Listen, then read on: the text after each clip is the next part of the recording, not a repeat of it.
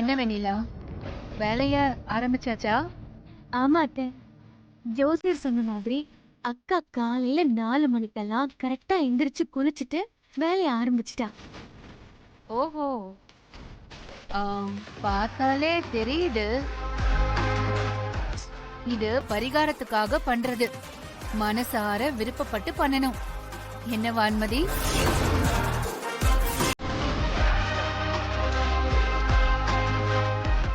வெண்ணிலா, ஜோசியர் உன் கையில ஒரு கொம்பு கொடுக்க சொன்னாரு. மறந்தே போயிட்டேன்.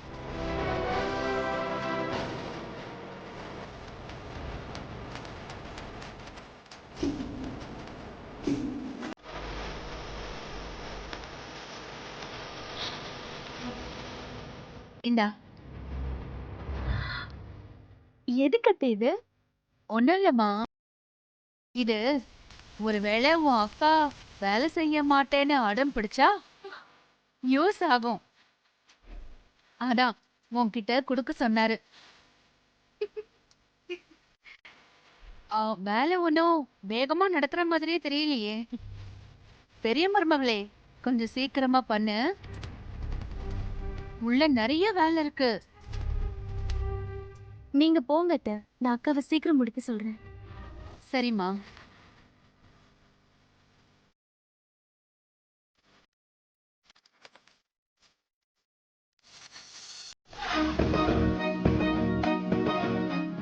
வருண் உன்கிட்ட ஏதாவது சொன்னாரா? சாரா வருண்க்கு க்ளோஸ் ஃப்ரெண்ட் ஆச்சே.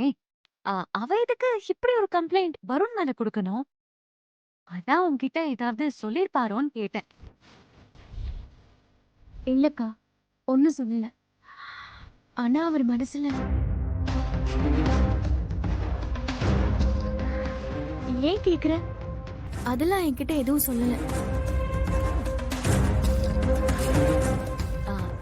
கல்யாணத்துக்கு முன்னாடி உன்கிட்ட சாராவை பத்தி ஏதாவது சொன்னாரா? அவங்க ரிலேஷன்ஷிப்பை பத்தி ஏதாவது? அப்படியெல்லாம் ஒன்றும் இல்லக்கா. அவங்க ஜஸ்ட் ஃப்ரெண்ட்ஸ் தான்.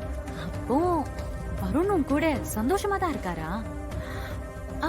ஆமாக்கா, சந்தோஷமா தான் இருக்காரு. இவகிட்ட பேசி பிரயோஜனம் இல்லை. வருண் சாரா விஷயத்த முதல்ல அண்ணாமலையாருக்கு தெரியப்படுத்தணும். அப்பதான் பிரச்சனையை சூடு பிடிக்கும்.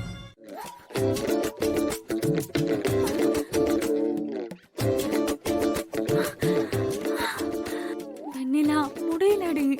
என்னக்கா, இன்னும் மாப் கூட முழுசா போட்டு முடிக்கல, அதுக்குள்ள முடியலன்னு சொல்ற? இன்னும் எவ்வளவோ வேலை இருக்கு. ஆமா, போடி. இதுக்கு எனக்கு உடம்பெல்லாம் வலிக்குது. இதுல இன்னும் வேலை இருக்கான். எனக்கு தோஷமே இருந்தாலும் பரவாயில்ல, என்னால இதுக்கு மேல வேலை எல்லாம் செய்ய முடியாது. அக்கா, இது உன் வாழ்க்கை சம்பந்தப்பட்ட விஷயம். ஒழுங்கா வேலையை செய்ய. இன்னும் கொஞ்ச நேரம் தான்க்கா, அட்ஜஸ்ட் பண்ணிக்கோ.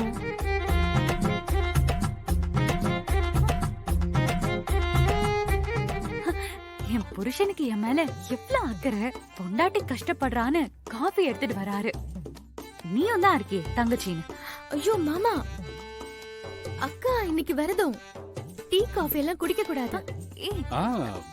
எனக்கும் தெரியும். இது வான்மதிக்கு இல்ல, உனக்கு எனக்கும் தான். நீயும் காலையில இருந்து எதுவும் சாப்பிடாம வேலை செய்யறல்ல. இந்தா காஃபி குடி.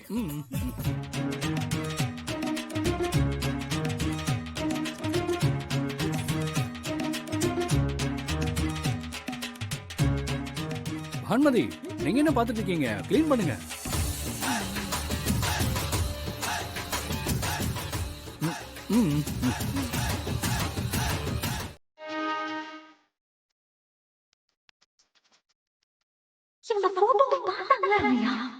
எந்த ரியாக்ஷனும் இல்லாம இருக்காங்க. சரி. நான் கால் பண்றேன். என்ன பரிகாரத்துக்காக பண்ணாலும் எல்லா வேலையும் கரெக்டா பண்ணணும்னு நினைக்கிறேன். உங்க ரூம சுத்தமா கிளீன் பண்ணிருக்கேனா? நீங்க நல்லா பாத்தீங்களா?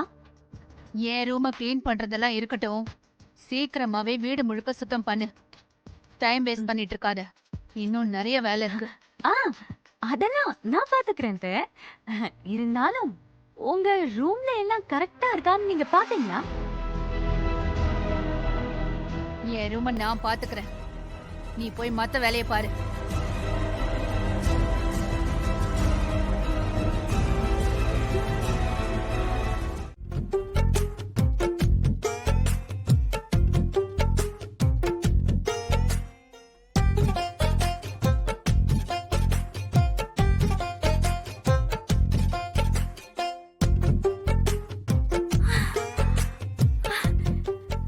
எப்படியோ ஒரு வழியா வீடு முழுக்க தொடச்சாச்சு. இதுக்கு மேல நம்மளால முடியாதுப்பா. என்னக்கா அதுக்குள்ள டயர்ட் ஆயிட்ட? அடி போடி, இந்த வேலையெல்லாம் முன்ன பின்ன தெரிஞ்சிருந்தா பரவாயில்ல.